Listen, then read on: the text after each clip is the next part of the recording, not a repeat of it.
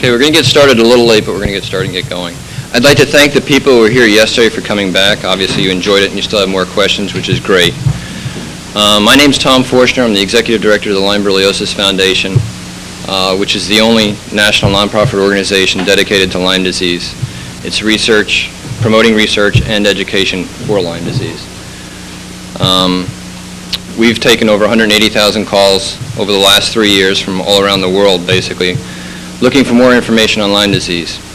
The purpose of this forum is to convey information to you people so that you can take it home to your friends, your neighbors, and whoever, and convey the most current information we have on this disease and enhance the multiplier effect that we like to talk about as we tell someone else, and tell someone else, and so on.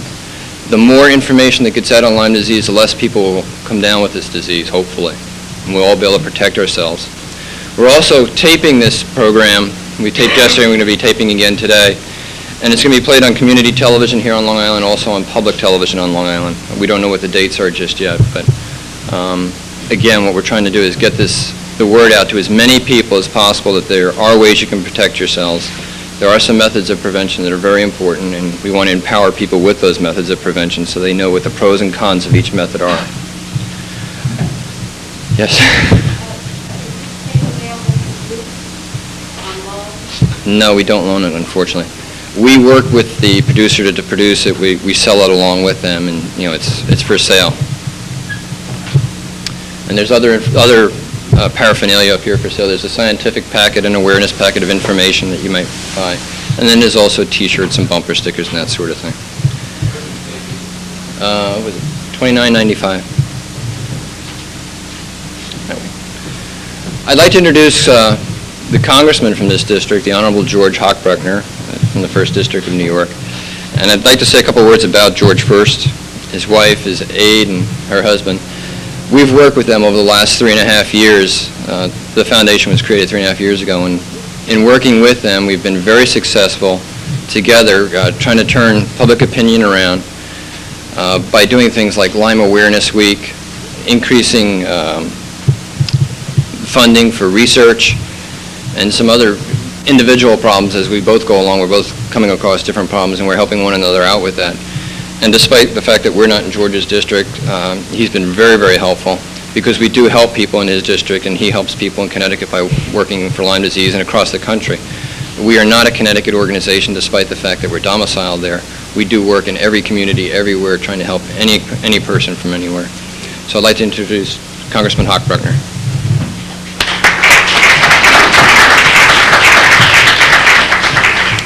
Thank you, Tom, and I also would like to welcome back those of you who are here for seconds. And today is a repeat of yesterday, and so I won't say everything I said yesterday, but I will touch the fine points. Certainly, I'd like to welcome those of you who are not from Eastern Long Island to the 1st Congressional District. So welcome to Long Island, to Shelter Island, and to Ram Island.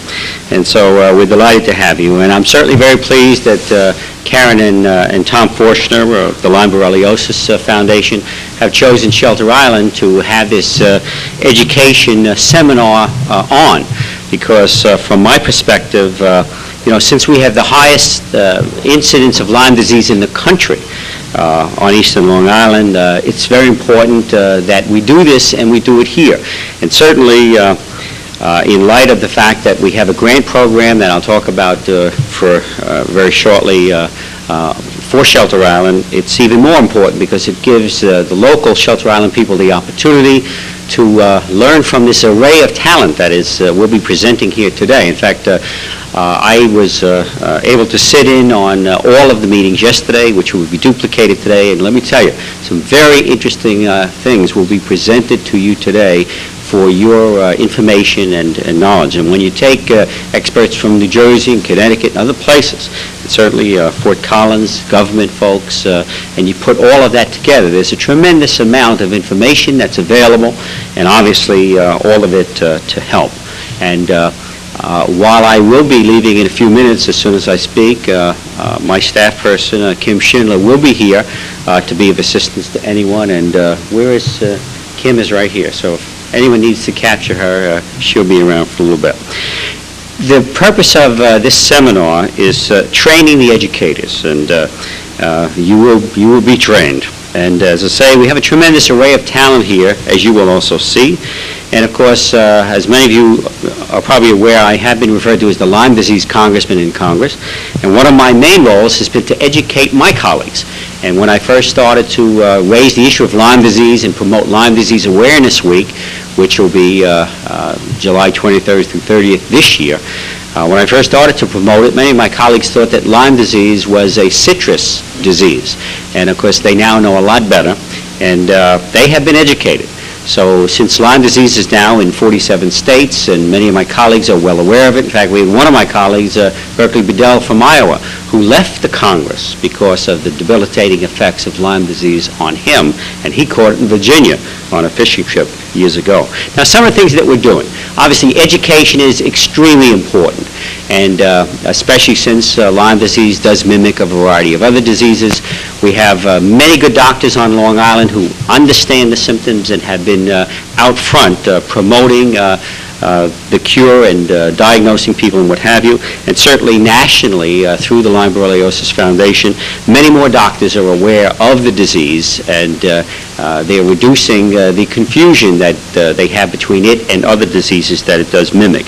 Now, as far as Washington and funding are concerned, I'm pleased to say that on the funding side, last year I was successful in adding an additional $2 million to the federal budget for Lyme disease. This year there's an additional $3 million, bringing the total federal spending on Lyme disease between the National Institutes of Health and the Center for Disease Control to $13.6 million. We're trying for additional funds this year because while $2.7 million of that 13.6 was dedicated to grant programs and over 70 grant proposals were received, they were only able to fund 25. And so there are many very worthy projects that should receive grant money. And so I think it's important that we try to provide additional funding, and certainly out of a total federal budget of $1,470 billion, surely we could find another $5 million for Lyme disease, and that's the intention. Now, in terms of some of the grants, I'd like to just cite two grants that have been provided this year. They will run for 3 years. One of them is to Stony Brook, to Dr. Duttweiler, to provide a better test for Lyme disease, because we don't have a totally conclusive test. It takes time, and so we're looking for something that's quicker and more definitive. And Dr. Duttweiler will be receiving a grant of $460,000 over the next 3 years to help produce that better test. Also, I'm very pleased to say that the CTUC Foundation has received a grant for $430,000 over the next 3 years. So the total is over the next 3 years for the purpose of putting together a comprehensive program here on Shelter Island in order to reduce the incidence rate here. And so you will be hearing from us a lot over the months ahead as the program comes together. It's being done in conjunction with town government so that we don't do anything that the people of Shelter Island are not interested in having done to them and for them.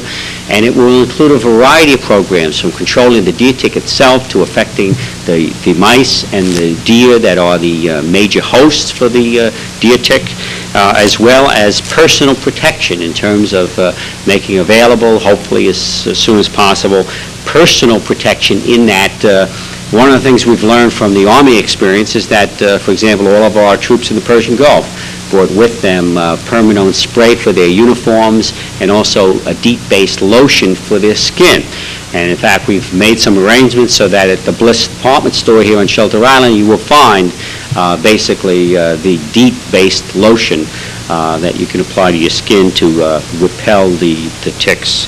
And of course, as we understand it, the Permanone spray for the clothing, which the state has had some problems with in the past, is in the process of receiving full registration by the EPA, and hopefully that will be available too. So you can protect yourself, and we will come up with a variety of ways of reducing the deer tick, as well as certainly, hopefully, reducing the Lyme disease incidence here on Shelter Island. And as we march through this process and learn from it, including selective burning, mowing, a variety of techniques to reduce Lyme disease and the deer tick, we will then share that with the nation. Because since Lyme disease is now in 47 states, clearly as we learn, we can share. And that's the goal, is to create this model program, reduce the incidence here on Shelter Island, and share what we learned with the nation.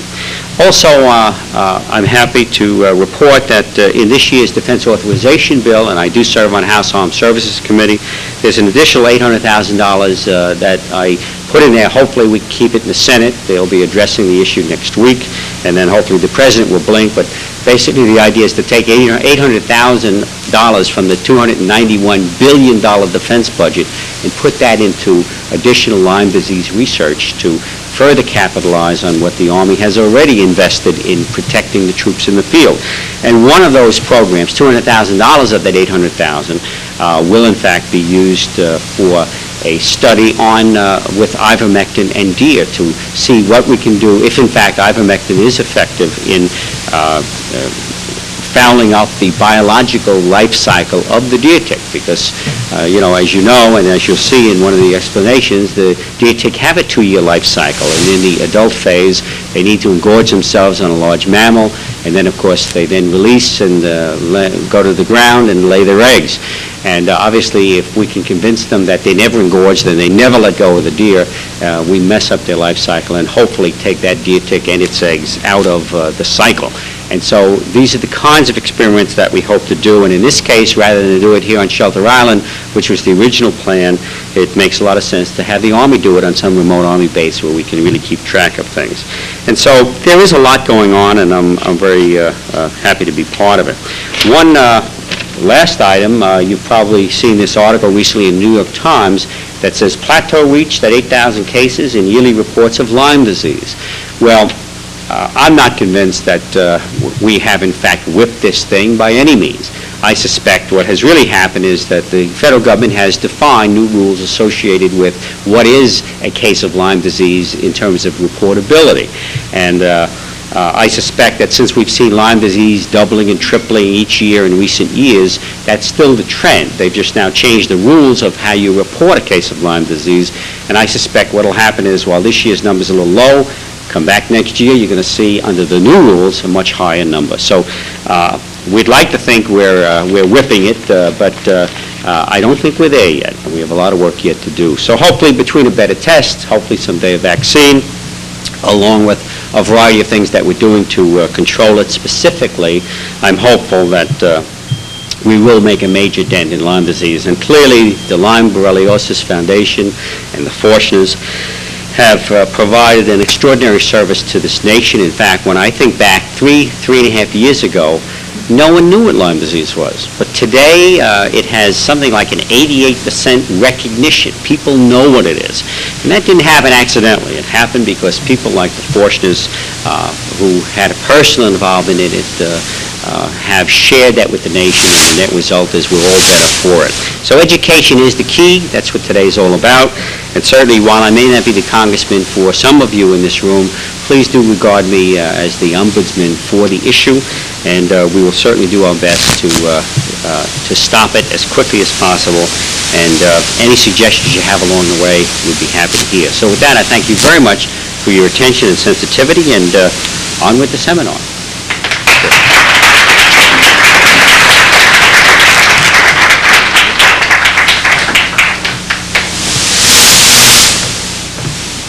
Does anyone have a quick question for the congressman? We answered all the questions. Thank you. Have a good day. Okay, my name is Ed Bosler. I am with the New York State Department of Health, located at the State University at Stony Brook. As I said yesterday, this is a very appropriate place to hold this meeting because it was essentially 10 years ago that we isolated the organism that causes Lyme disease from ticks collected in the Shamrock Preserve right here on the island. So the spirochete that causes disease is actually a Shelter Island native. The one that's banked in Washington as the prototype is derived from ticks collected from here. That was only 10 years ago when we first had the agent that caused the disease, and then we developed a lot of tests, etc., since that point in time. There have been major advances in diagnosis, treatment, and control of this disease in the past 10 years, and you will hear some of this today. The first speaker is Dr. Joe Biroscano. He's a Long Island resident practicing in East Hampton. He has been very active, not only in the diagnosis and treatment of Lyme disease, but also with the committees that make major decisions at the National Institutes of Health concerning diagnosis and treatment, and in development of new diagnostic tests. I believe he'll speak about one of these today. And he also is conducting research with major pharmaceutical companies on modalities for treating Lyme disease. He will address us this morning on clinical aspects and some of the new research that's been going on with the National Institutes of Health. Dr. Biroscano.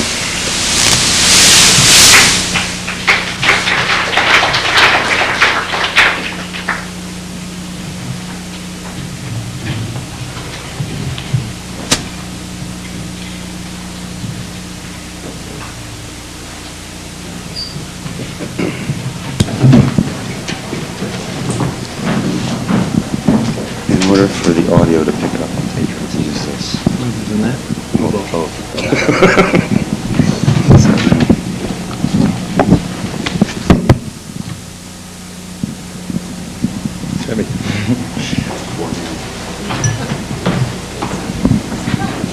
Good morning, and thank you all for coming.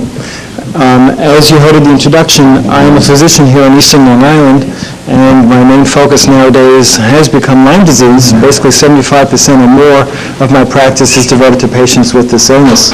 Because of the fact that I have lived and worked in the area of the highest rate of Lyme disease in the world, I've developed not only a lot of background in this illness, but also a unique perspective. One of the other points is that I've had Lyme myself, this time now 3 times, and it's been an interesting experience from seeing the illness from both sides of the platform. My discussion today, I hope, is not too detailed. I want to be as scientific and as detailed as possible. Some of these points you may not completely understand, and by all means ask me afterwards what I mean if some of the things are unclear. But I did want to convey to you some of the newest data in terms of research, some of the newest thinking in terms of theory behind the illness, because Lyme at this stage is not the kind of disease that has one basic way of diagnosis or one basic best way of treatment. In other words, I'd like to give the background of what actually happens in a person who has this illness so that conclusions can be drawn on the approach to Lyme rather than some kind of a cookbook, dry method of if this is here, then you do that, because that doesn't exist nowadays in Lyme disease and probably never will.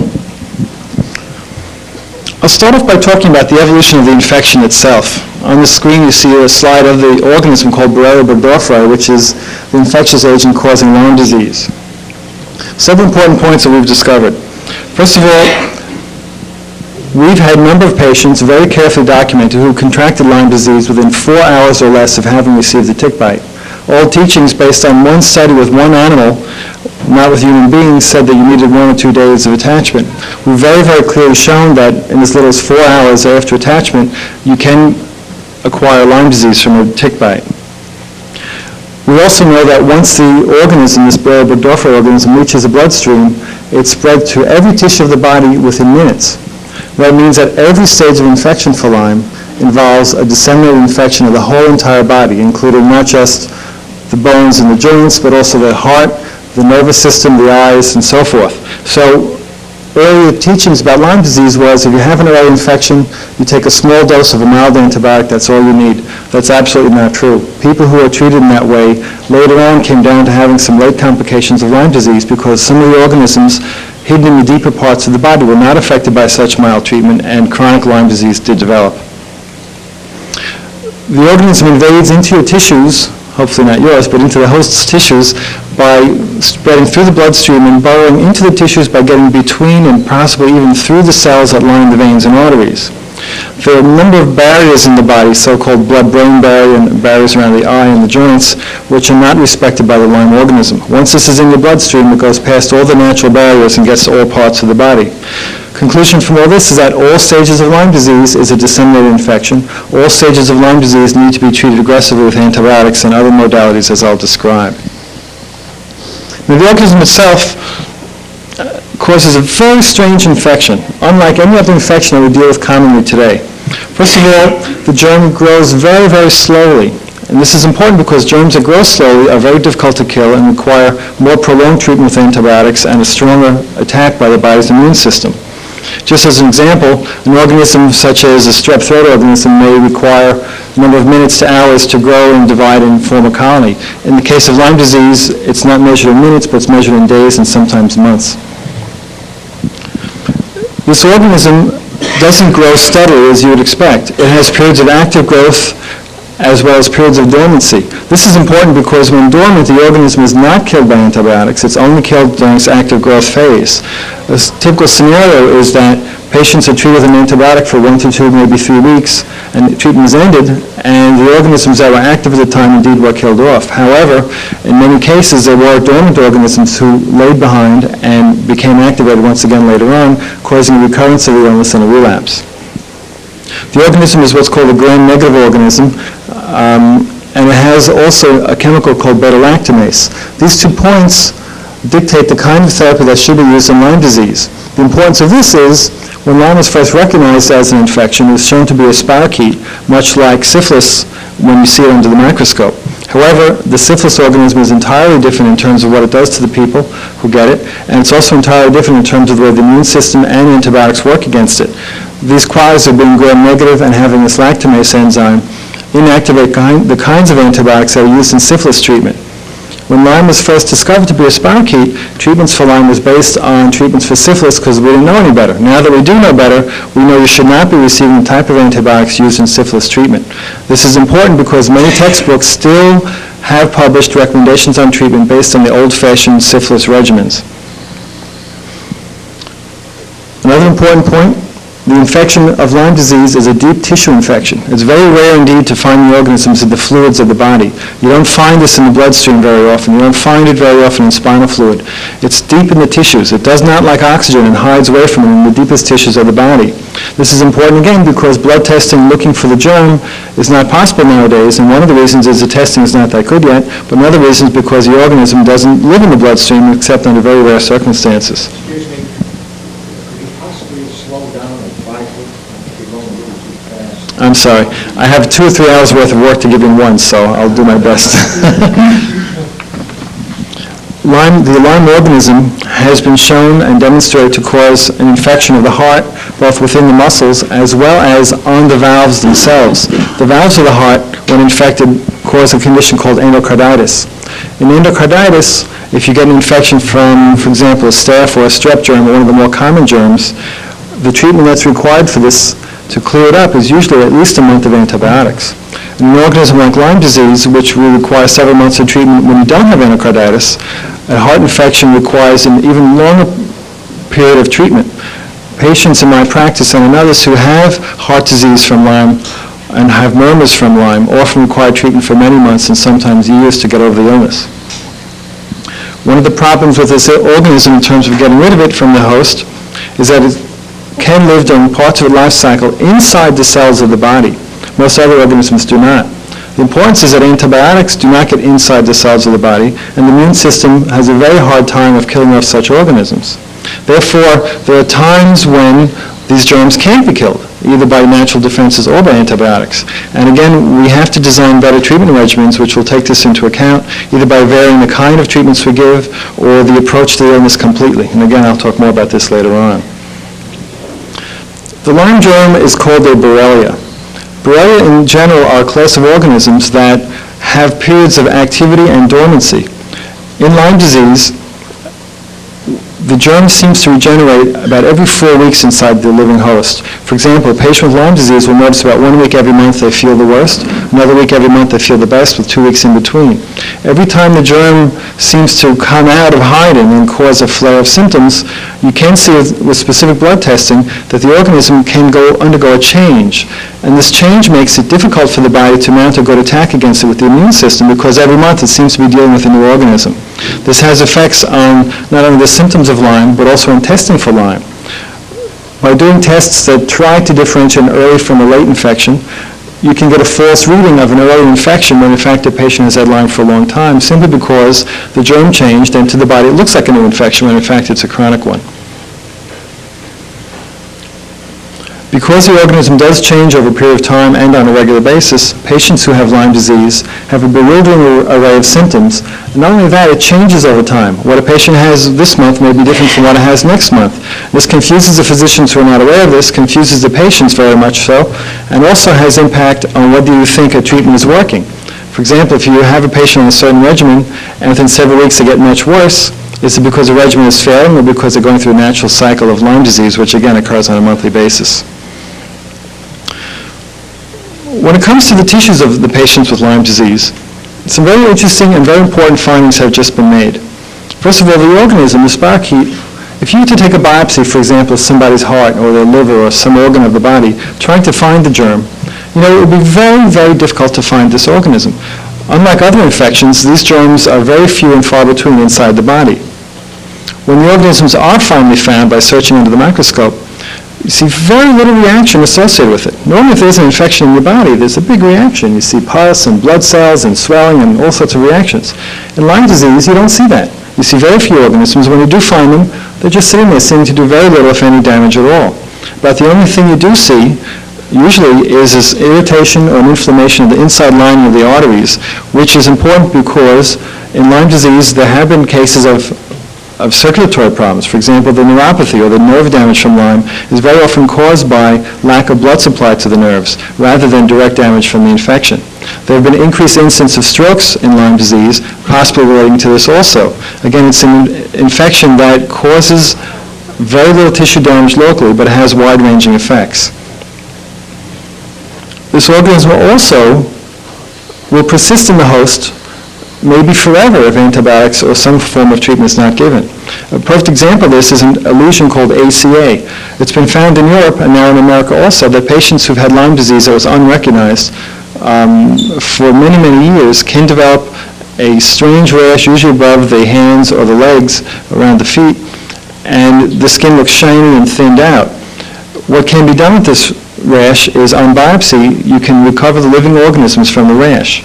Now, people have been shown to have this rash present for as long as 20 years or more after the infection was first acquired. Yet after 20 years, and as someone who is normal otherwise, who has a normal, intact immune system, they still have living organisms localized in this one area. So apparently, the organism can indeed evade the host's natural defenses and remain chronically active. Now, the fact that, as I mentioned, if you looked at a biopsy, you'd find very little inflammation associated with this infection, has major impact on the symptoms of Lyme disease. If you think about it, the patients who have Lyme disease have symptoms not of an infection. They don't have pus. They don't have coughing up phlegm. They don't have 102 fevers. They don't have abnormal white counts in their blood cells. But what they do have is a very persistent, ongoing malaise, almost like a flu that just never completely declares itself nor ever completely goes away. Now, why is that? Why is it that the symptoms are not that of an infection? In fact, the symptoms are more of an activated immune system trying to fight something that's just not going away. Well, the explanation for this is a so-called gold stain. This is a photograph through an electron microscope of the organism Borrelia burgdorferi, the causative agent of Lyme disease. This is a result of studies done by the National Institute of Health's Rocky Mountain Laboratory in Montana, funded by the NIH and also partly funded by the Lyme Disease Foundation. What this is a method of actually capturing or collecting this organism from the host, purifying it, photographing it, and positively identifying it for what it is, that is a Lyme germ. This test can be used to test for the presence of the germ in basically anything that you test. For example, it can be found in blood, urine, spinal fluid, the tissues themselves from biopsies, even in ticks, if the specimen is prepared properly. Now, there are a number of major findings that came from this, but one of the most important is that, aside from finding this organism in places you never expected, the organism does a very strange thing that very few other germs do. It gives off surface blebs. Little buds form on the surface of this organism and break free and travel into the circulation. The researchers feel that one organism may give off hundreds, if not thousands, of these blebs on a regular basis. These little blebs that come off contain the DNA of the spirochete. They contain the proteins and some of the fats from the spirochete as well. And what they're doing is circulating through the body, and these little blebs have been seen in the tissues, in the bloodstream, in the urine, and so forth, and they're circulating the poisons or the proteins or the antigens, if you want to call it, of this organism widely throughout the body of the person. Interestingly, these blebs can be given off even from an organism that's not actively growing or dividing. Now, what's the result of this? First of all, we have a non-growing, non-dividing parent spirochete like this sitting in the tissues that's not being killed by the antibiotics that require them to grow to be killed. Yet at the same time, they're giving off these little, if you want to call them poisonous blebs in great numbers, and these blebs are very strongly irritated to the body. They cause a very large, angry immune response from the system, and that's why the symptoms of Lyme are that of an ongoing immune attack. Interestingly, the body is attacking these blebs, which are not the organism, they're byproducts of it, and that's one of the reasons, possibly, it's a theory now, why the organism is not being killed off by the immune system. The immune system is fighting the thing that's not causing the problem.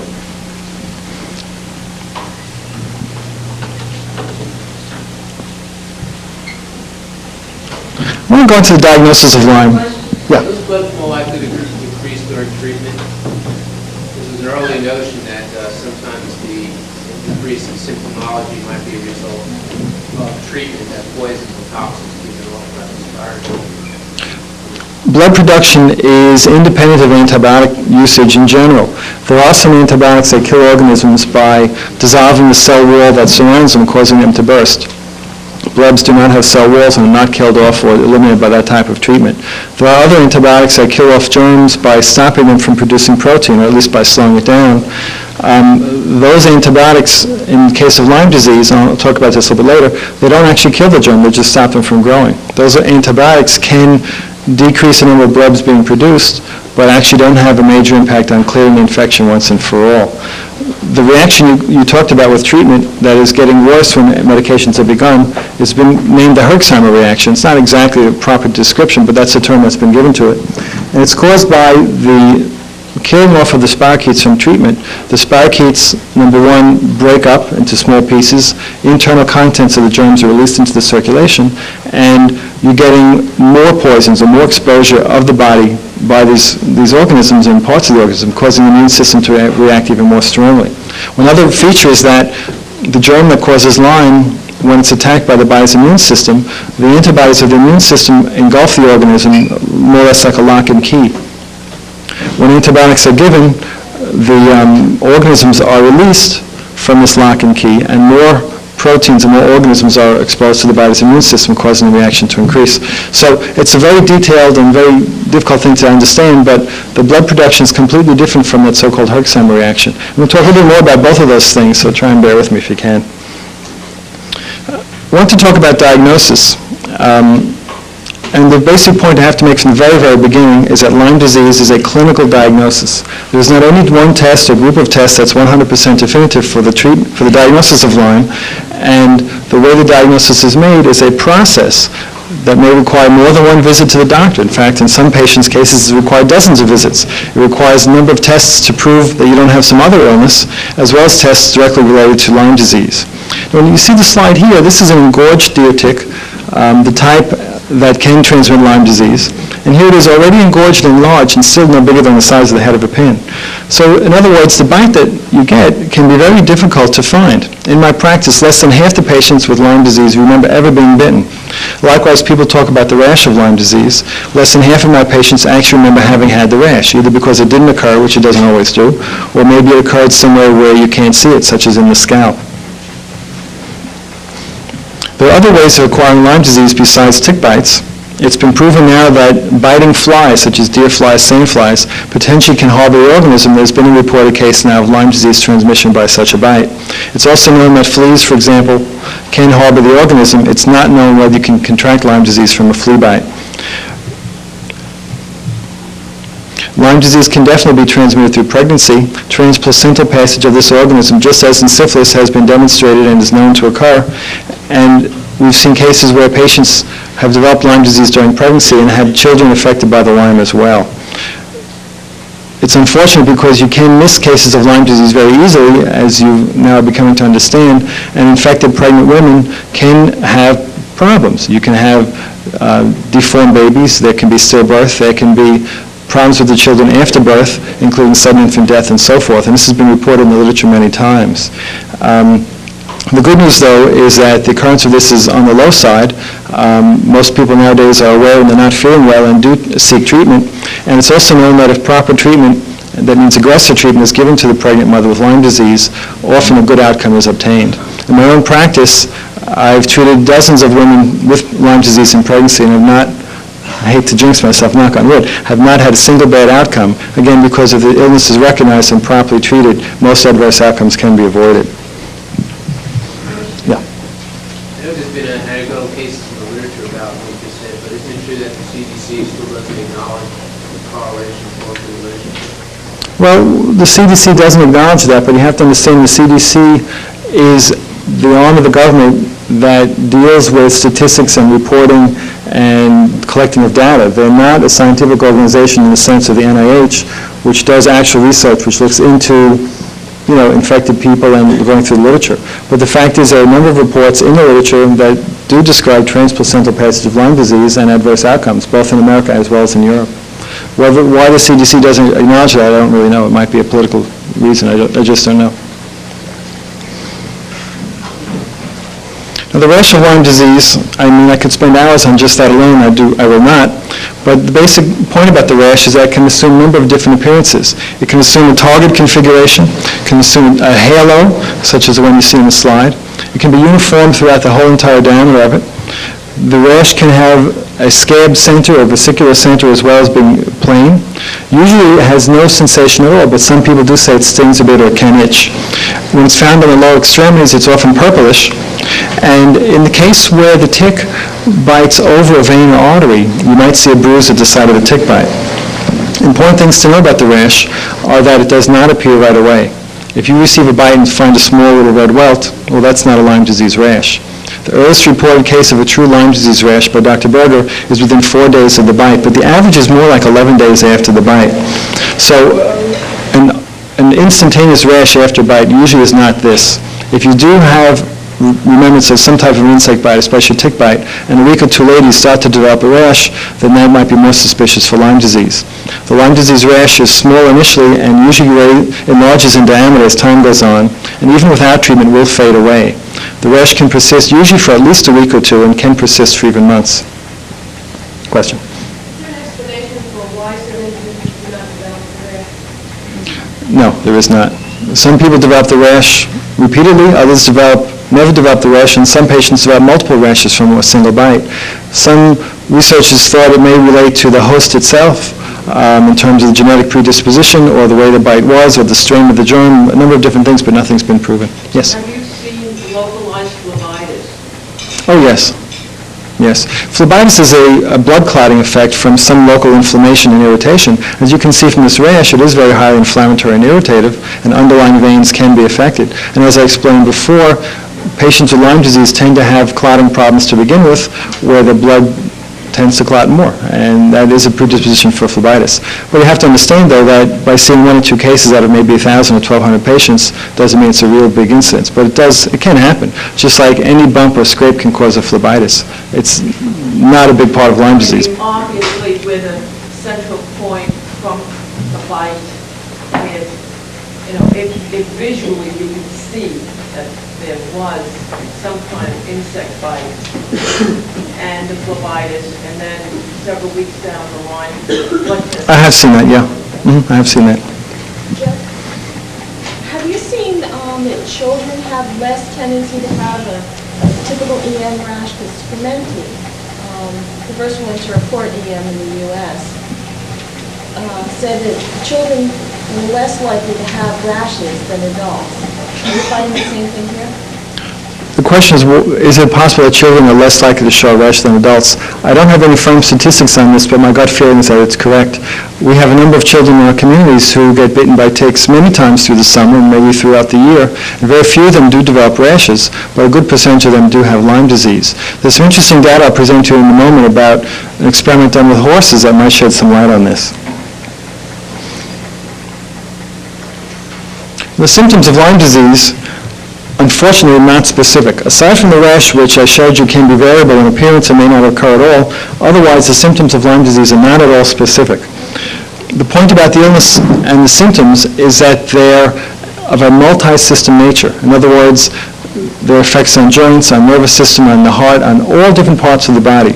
As an example, someone came to me with simply a joint problem, but no other signs of infection or illness, it would be unlikely that patient has Lyme disease. If someone came to me chronically fatigued with no signs of aches or pains, no signs of nervous system dysfunction, then again I'd be suspicious Lyme disease was not present. But as I mentioned before, it's an organism that's an infection, goes to every single part of the body. It gives off these little blebs that also go to every single part of the body. The immune system attacks the blebs, the organism, and perhaps even the host in the process. So you're going to see effects in the entire person. The only time that this is not true is if a patient has received partial treatment and the organisms are left in only one specific part of the body. Again, a typical example is if someone was treated with too minimal treatment, the infection may have been cleared from their peripheral systems, for example, the joints and so forth, but may persist in the nervous system, leading to neurologic problems years down the line. When it comes to specific blood testing for Lyme disease, the basic test that's ordered and done is called the serology. It's an indirect test. It doesn't measure the germ itself. It measures the body's response to the germ in the production of antibodies. The fact is that it only picks up Lyme in 6 or 7 cases out of 10, and therefore a negative test does not mean you don't have Lyme disease. Many factors can negate a test, aside from the fact that the test itself has many problems in being done properly in the laboratory. But, for example, early treatment with antibiotics, early treatment with steroids, a host who has a weakened immune system for a number of reasons may not show this type of a positive test, even when Lyme disease is present. Now, because it's not the kind of test that measures the presence of the germ, it is also not the kind of test that can be used to follow the progress of treatment in a patient. A number of physicians have the mistaken idea of doing this test every week, every 2 weeks, every month to see when the test becomes negative, therefore you can stop treatment. This is not the kind of test that can do that. Indeed, there are patients who've been successfully treated who still have a positive test for years, and there are others who've never become positive on their test despite how ill they've been. So this test is an indirect test. False readings can occur both ways. In other words, a positive test when you don't have Lyme and a negative test when you do have Lyme. And that's one of the main problems. Another big problem with this test, which the government now is addressing, is that it's not a standardized test. You can take the blood of a single patient, send it to 3 different labs, and get 3 different results. You can take the same blood from the same patient under 2 different names and send it to the same lab and get 2 different results. It is not a standardized test. That also indicates the foolhardiness of running the same test week by week to see how a patient is doing, because a variability on the test may reflect the variability of the test itself rather than of the patient. The CDC and the NIH are now working very aggressively on trying to standardize the test and get around the many pitfalls that do now exist. Even the best reference labs in the country have had a big failure rate of identifying a positive serology. The government took a group of patients with known, well-documented Lyme disease and sent their blood to the 3 major East Coast labs, the one at Stony Brook, the one at Yale, and the one at Tufts. And the agreement rate between or among those 3 labs is only 45%. So eyes are open and people are working out for better testing. Yes? Assuming it's a non-titer and a second titer period later, you expect the titer to go up again? You generally would, but again, because of the pitfalls of the test, you can't always say that. Also, when an infection is present and the immune system attacks the infection, the infecting organism can get bound up in what's called an immune complex. When this binds up the germ, you can get a false reading on the test. So in other words, if there's an overwhelming infection and a very big response by the body, it's possible that the worse the infection, the less likely you are to have a high test.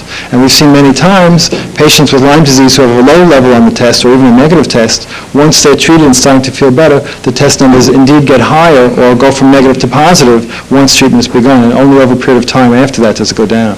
So again, you can't use this test to judge degree of illness or severity of infection. There's another type of test done for Lyme disease which involves T cells. T cells are the cells of the body's immune system that actually recognize and fight off the infection and produce the antibodies in cooperation with the B cells to fight off the infection. The researchers at Stony Brook and at other labs across this country and in Europe tried to see if testing T cell reactivity would be reasonable in trying to assess whether Lyme disease in fact is present.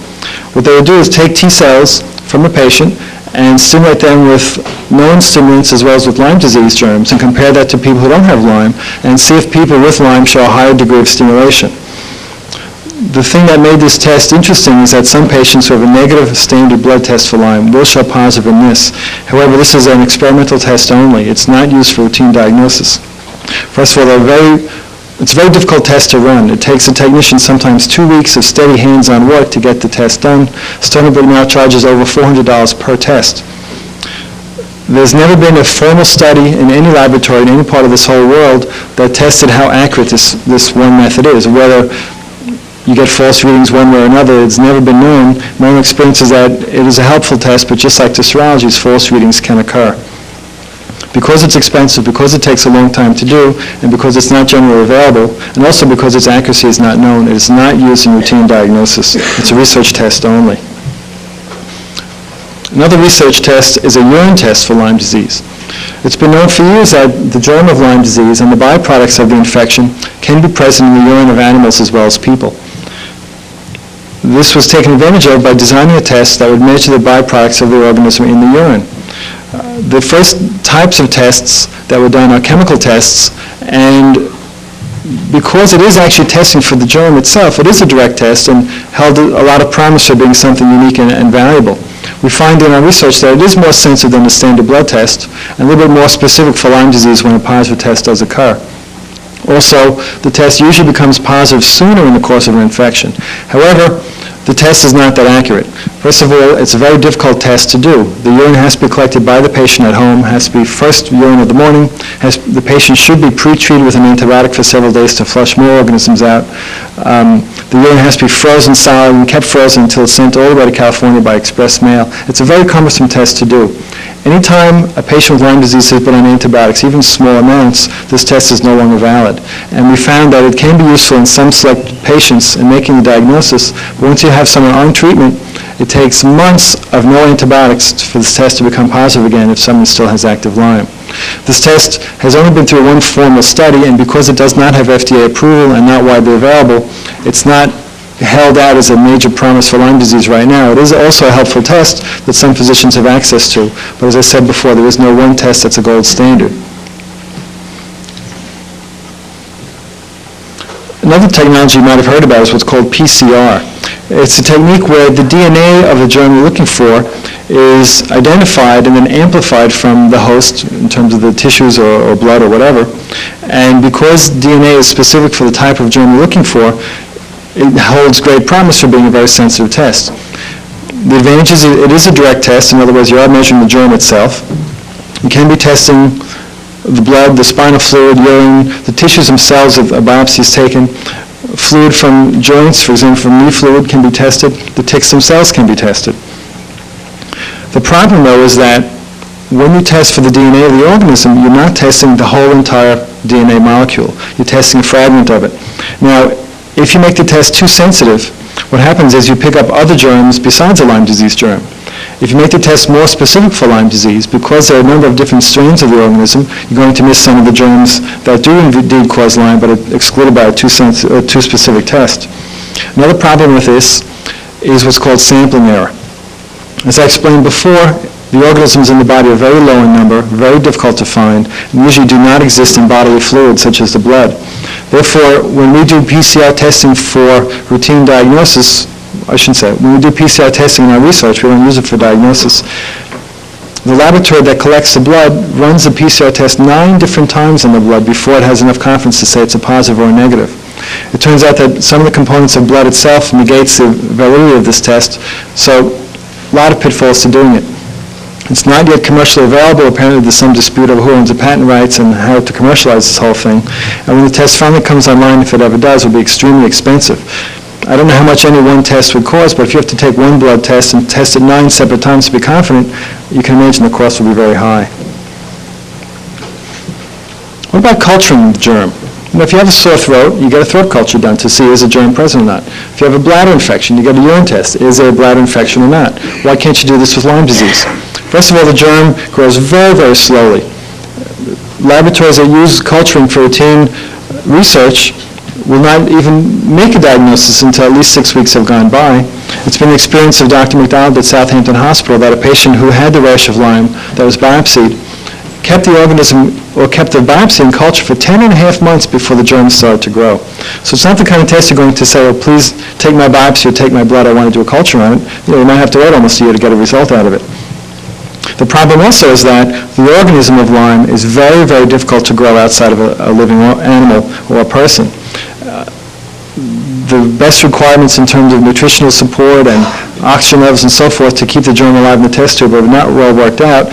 And even the very best of labs in Europe, if they collect 20% or get a 20% positive rate on known infected people, they're very happy. The other thing, though, is even though it's not adequate for routine diagnosis and very difficult to do, this is the gold standard test. I mean, if you have an infected person and you can take the organism out of that person, identify and prove it's there, then you know Lyme disease is present.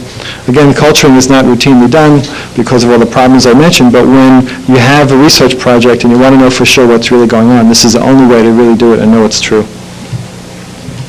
Okay, now what about making the diagnosis? Here I've given you a list of tests, and every single time I told you about a test, I told you how bad it is. Well, again, Lyme is a clinical diagnosis. We need to come up with some kind of a scheme for figuring this whole thing out. Now, the Center for Disease Control has developed what's called reporting or surveillance criteria for Lyme disease. These are the criteria a patient must fulfill before the government accepts that case as a Lyme disease case, and these criteria are used for statistical analysis only. A big mistake many physicians make is that they use these standards for the diagnosis of Lyme disease. These standards are not meant for that, they're not adequate for that, and it should not be done. The Lyme Borreliosis Foundation formed a workshop at one of its annual meetings and came up with their own criteria for diagnosis. These diagnostic criteria is based on a point system. The advantage of this system is that varying or different types of features of Lyme disease are assigned a different point value and can take into account not just what the blood tests and urine tests may show, but also what the clinical features are as well. And the number of points that accumulate will dictate the diagnosis. For example, a low number of points would be no Lyme disease. An intermediate number could be either possible or maybe even probable Lyme disease, and a high number of points is definite.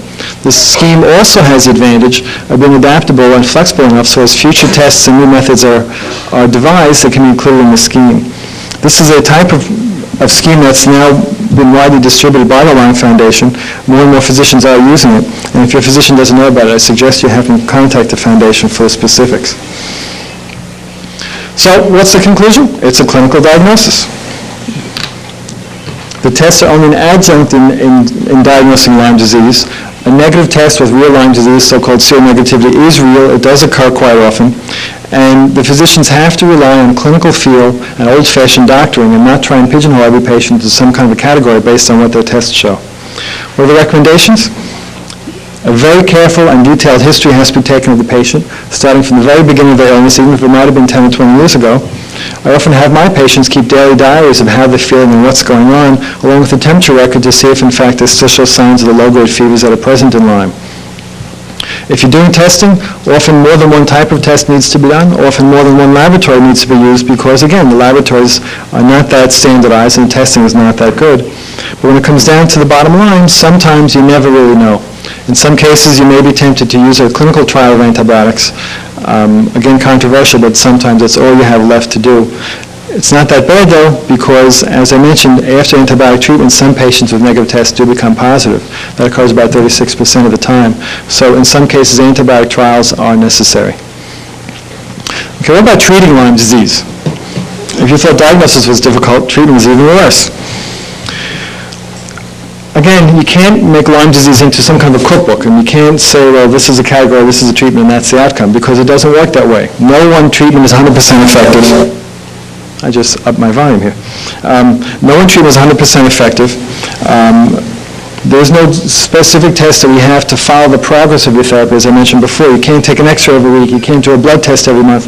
You can't do any specific test at all to follow the progress of the patient's outcome. The symptoms, as you now know, are completely nonspecific and can be mimicked by other illnesses. There's no clear endpoint to treatment. How much antibiotic is enough? Is a week enough? Is a month too much? Is a year too much? Are some people ever cured of Lyme disease? These are questions that are not even begun to be answered yet, and part of the problem is that there are possible germs that are not going to be killed by antibiotics. There are possible sites in the body where antibiotics will not reach. Relapses occur all too often. So that's why a number of patients wonder, and some clinicians as well, whether you can actually completely cure this illness or just get some control accomplished. So with the advantage of the research that's being done now, I want to try and clear up some of the confusion, maybe add a little bit more of my own. There are three basic principles in treating this infection. First of all, it is an infection, so you have to use an antibiotic. You have to use the right antibiotic, and it's important because there are very few that really work in Lyme disease. And again, old-fashioned, in the stage of Lyme disease, old-fashioned maybe 5 years ago, old-fashioned treatment regimens based on syphilis will not work in Lyme disease. The second point is you have to use the right dose. In Lyme disease, that means a high dose. You have to get sustained killing levels of antibiotic in every single tissue of the body 24 hours a day to kill off this organism. If you don't do that, you're going to harbor some living spirochetes somewhere hidden away in the body, and the infection is either never going to be cured or come back after treatment ends. And the final point is you need a long duration of treatment, as new research has shown, in order to eradicate the infection. Again, Lyme disease can't be thought of as an acute sudden infection such as a strep throat or a bronchitis. It's thought nowadays more like a chronic infection such as tuberculosis, where repeated courses of antibiotics, sometimes prolonged courses of antibiotics, and sometimes more than one antibiotic at a time has to be given to eradicate it in the more sick patients. How long is long? There are some patients with Lyme disease for decades who have had 4 weeks of antibiotics and had the infection completely eradicated. There are patients who have been on continuous antibiotics for over 3 years, and objective tests still show they're harboring the spirochete. So long might be more than several months, young might be more than a year. So 10 days really is long enough? Oh, not at all. Not for any stage of Lyme disease. You know, your informative talk was a splendid exercise in futility in fighting the Lyme spirochete. And, I mean, like, what is the alternative? I mean, do we expect to receive in the near future a reasonable or a direct way to attack this spirochete? You know, I don't think any treatment of any infection kills off every single germ. I think what happens is the treatments you get for any infection, be it strep throat, bladder infection, whatever, decreases the number of germs to the point where the body's own natural defenses can take over and continue the process and kill off the infection. So in treating Lyme disease, especially in any chronic infection, it's a balance between the strength of the host versus the strength of the germ. And anything you can do to tip the balance in your favor is going to be helpful. So it's not just working against the germ with antibiotics, it's also doing things to build up the host, ensuring adequate diet, making sure the patients get proper rest, excellent nutrition, vitamin therapy, physical therapy, rehabilitation. Some new things are being researched in terms of oxygen therapy and so forth. But you need to think of Lyme as a battle that you can tip one way or another. There are a number of patients who have received antibiotics to the point of improvement but not being back to normal, but then went off the antibiotics, they went through some other treatment modality and found that they continued to improve and eventually got over the major effects of the illness. There's some people who never completely get back to normal, but they become functional and pretty much are okay. Occasionally have an ache or a pain, but they live with that. But you know, the problem too, sir, is how it affects the elderly. Now, you can understand the metabolism of a 30-year-old individual is much different than one that is... Well, it's even more difficult than that. One of the things I found very clearly in my research is that different people need different dosages of medication. Not everybody's stomach absorbs the same pill the same way. Not everybody's kidneys or liver clears it out the same way. You can do blood tests to measure some antibiotics in the bloodstream, but again, you don't care what's happening in the bloodstream. You want to know what's happening in the deep tissues of the body, inside the eye, inside the heart and the brain, and there's no way of testing that. Now, antibiotic dosages and medicine in general can be scaled to the patient's weight and age and so forth, but that's just based on blood levels. It's not based on what actually happens in the tissues. And that's why a lot of Lyme disease, it's still an art. It's not a science. You have to talk to the patient, get a good relationship going, keep daily diaries, accurate records, frequent phone calls and visits, keep on top of it, and together work out some kind of a solution. And if you hear some people say that this is the medicine for Lyme disease, you take it for this many weeks and that's the end of it, you're cured, that person is not telling you the truth, because everyone has to be treated as an individual, and the therapy has to be worked out one-on-one. Now, I've had patients on the best medicine in the world not do anything at all, stay sick and not get improved, yet put on some simple medication that you give to children and find a big improvement. Now, it's unpredictable. You have to go back to the old-fashioned art of doctoring, spending a lot of time going through a lot of different things before you come up with a solution. Now, again, I don't want to mislead you and think that everybody's Lyme disease is a hopeless disaster. That's not the case at all. But there are enough patients out there who are chronically ill from this illness who need that kind of close attention and are really not getting it. Well, you know, the reason why I bring it up, doctor, is the fact that a lot of these tests actually that are done by pharmaceutical companies, the testing of their drugs, they usually employ a 30-year-old individuals rather than the elderly, and yet the elderly take up or they use about 30% of all prescription drugs. That's the main reason why I bring it up, because it seems to me the seniors are especially vulnerable, much more than a younger person. I agree 100%. Number one, the body's different. We have no real handle on what happens as you get older in terms of the medication. Your immune system is different. The way it handles the infection is different. Your hormonal status is different than that of a younger person. That definitely impacts Lyme disease. Also, as I mentioned, there's no clear-cut test to use to follow the progress of your treatment and whether you're successful or not. It's all based on symptoms. Now, if you have someone who's in their 70s or 80s with Lyme disease, they might have some arthritis to begin with, so they have a painful knee. How do you assess that? How does the doctor, how does the patient know whether that's from arthritis or from Lyme disease or from the injury they had when they fell down 2 weeks ago? So we need better tests that are direct tests of the organism that can be put into the body and somehow probed for the presence of infection. Otherwise, we're not going to really get any major progress. But the progress we're making, though, I mean, it's not all doom and gloom. I mean, there are a lot of patients who otherwise are thought to be hopeless who are making real progress, who've been on antibiotics sometimes for years, who are getting off of them and going back to being productive and okay. You know, it's just a tough battle. Has anybody ever taken a biopsy from a swollen larger joint, the fluid that collects, or even from the tissue?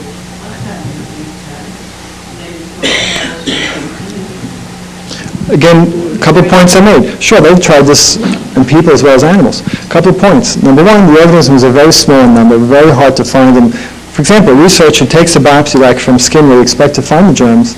With one slide, and they spend 3.5 hours on one slide looking for the organism before he stops and looks at another slide. And they have to go through several days' worth of slides to do that. So it's very common to miss the organism. So that's number one. Number two, again, the organism itself is not causing the damage. It's the byproducts it gives off that turns on the immune system, which in turn is attacking you as an innocent bystander.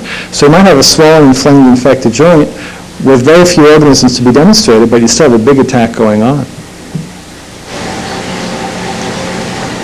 I want to talk about the antibiotics because I mentioned several times the importance of it. This is a kind of slide that's difficult to interpret, but I'll go through it one by one. The first column on the left talks about the different names of antibiotics and the dosages listed. The next column where it says peak serum is the maximum amount that you get in the average person, again this is the average person, after that kind of a dose is given. The next column, CSF, is the amount of medication that would actually reach the spinal fluid after that kind of a dose. The next two columns relate to how well the organism was killed. The NBC and IC column relates to how many micrograms per milliliter of antibiotic is necessary in the test tube. And the final column is how much medication you need in a living organ, for example, a rodent, a gerbil or a hamster, in milligrams per kilogram to kill it off. So I'm going to go through it one by one just so you have an idea of what's going on. The first medication is called Cipro. It's a new class of antibiotics called quinolones and has been very successfully used in treating skin infections and bronchitis and ear infections and so forth. Because it is very potent, questions always come up, is it useful in Lyme disease? As you can see, the peak level you get in the spinal fluid of 0.2 to 0.7 is far less than what you need in the test tube of 2 to 4 to kill it off. So therefore, it may be good for other infections, but it's not good for Lyme disease. And those few patients of mine who have used this for other infections while they've had Lyme, they've not noticed any effect on the Lyme. So the quinolone drugs like Cipro have no role in Lyme disease. The next medication is very interesting. It's erythromycin. If you look at the levels in the serum of 2.8 and the spinal fluid of 0.7, it's far higher than what you need in the test tube of 0.05 to kill it off. With the last column, you need more than 2,000 milligrams for every kilogram of body weight in a rodent to kill off Lyme disease, and even at that level, you still have living organisms. So even on the test tube, it looks like the best drug in the world. In reality, it doesn't work. So here we have another case of how elusive Lyme disease is, that what you see in the test tube is not always exactly true. I'm sure the same thing exists. What you see in animals may not be the same in human beings as well. So these kinds of tests are the basis for making recommendations of antibiotics, but they're not the gold standard. You have to go by clinical trials, by how patients themselves are feeling. Next one on the list is a drug called azithromycin. It's a European derivative of erythromycin. It's not yet available in America, and hopefully will be on the market sometime soon. The peak levels in the bloodstream and the spinal fluid are not known at this time simply because it's a kind of antibiotic that filters through the system and it goes directly to the tissues, which is nice because that's where the infection is. If you look at the next column in terms of what's needed to kill it, it's a very good drug for killing Lyme disease. It needs very little in terms of test tube levels as well as in animals to kill off the organism. I've been involved in research protocols with the company that's marketing this, and we find it to be effective but not wonderful. A number of patients also have gotten this drug through the black market and have tried it, and they found it to be helpful, but again, not wonderful. So all the hoopla about this drug being the magic miracle for Lyme disease is just not true. As you'll see from this whole table, there is no one drug that's wonderful. They all have some role, but they're not that great. Next one on the list is called tetracycline. Tetracycline was originally prescribed in Lyme disease years ago when it was thought to be like syphilis. Tetracycline has several problems. First of all, even at very high dosages to the point of getting sick to your stomach, it does not reach high enough levels in the brain and spinal fluid to kill off the organism. The second problem, tetracycline doesn't kill the organism anyway, it just stops it from growing. Therefore, tetracycline should not be used in Lyme disease. The regimens that call for tetracycline are a mistake and they should be taken off the literature. So if you have Lyme disease and given tetracycline, do not take it. It's not going to work. Typical story is that a patient will take tetracycline, have some modification of their illness, but be back exactly where they started from once the medicine is stopped. The next drug on the list is doxycycline. It's a derivative of tetracycline that does work better because it does penetrate the brain and other tissues more readily than plain tetracycline does. Again, it doesn't kill the organism, it just stops it from growing. It does, though, have impact on the production of the blebs. It can slow down blood production. One of the projects we're working on now is combining this drug with others, either together at the same time or sequentially, to try and get at both killing the organism with one drug and then cutting down blood production with this. Again, I'll talk more about that in a second.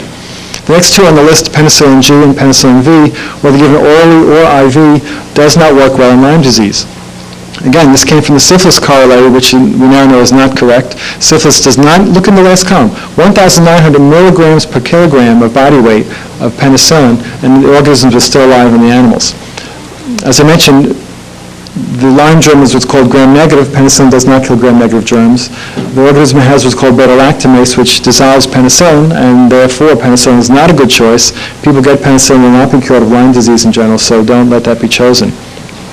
Of all the penicillins, about the only one that's the most that is effective is amoxicillin. It works reasonably well. It's not the best drug in the world, but because it's well tolerated, inexpensive, and safe to use, it is usually the first choice drug. When we use amoxicillin, we give 1,000 milligrams 3 times a day, plus along with it another drug called probenecid, which makes the drug level of amoxicillin higher and more sustained in the body. Sometimes amoxicillin is combined with a different antibiotic, such as erythromycin or doxycycline, because combinations seem to work better than single agents in some patients. But the funny thing about amoxicillin is it has to be very carefully individualized. I've taken blood tests on patients with Lyme disease and measured how much amoxicillin actually got to the bloodstream. If you compare patients of the same age, the same body weight, on the same drug, on the same dose, the same manufacturer, I've seen a 100-fold difference in blood levels, and this has been repeated several times, on the drug. So when I have a patient on amoxicillin, it's routine in my office now to check blood levels to see if they're actually getting benefit from it. Amoxicillin is not absorbed directly. It's modified into ampicillin before it goes in the bloodstream. And apparently there's some step in digestion which may prevent it from being fully absorbed. Yes? Augmentin is a combination of amoxicillin plus another drug that inactivates some of the enzymes that makes penicillin not working. Augmentin theoretically is very good for Lyme disease because it does inactivate the enzymes of the germ that destroy the antibiotic. The problem is that the dosage of augmentin is 500 milligrams in a tablet, and you need 1,000 milligrams at least, and sometimes higher. If you take more than one augmentin tablet at a time, that second agent that inactivates the enzyme gets too high and can be toxic. I have used augmentin in combination with amoxicillin, because that way you get more amoxicillin than augmentin alone would have, but you still get the benefit of the other drug, and in a few patients it's worked very nicely. So, I'll tell you stories in a moment. Doxycycline is not the kind of drug you can measure in the bloodstream with a blood level, and dosages of 200 to 300 milligrams a day, which is pretty much standard, again, inhibit the spirochete but don't kill it. What we found is that if you push the dose of doxycycline very high, you can actually start to get some benefit from it. Some people also think by pushing the dose very high, you go one step beyond inhibiting the organism and actually can kill it off. So we go by body weight. If you're above 150 pounds, we give 300 milligrams a day. If you're above 200 pounds, we give 400 milligrams a day. If you have a big, young, strapping guy of 250 pounds or more, we'll try even for 5 a day. So 100 milligrams a day would not be enough. Oh, not at all. Not at all. If you go back to the table, doxycycline 200 milligrams a day, you get a peak spinal fluid level, at the best of cases, of 1, and some cases of only 0.2. Yet you need 0.6 or more to inhibit it in the test tube. So, again, you have to push the dose to get this medication to work.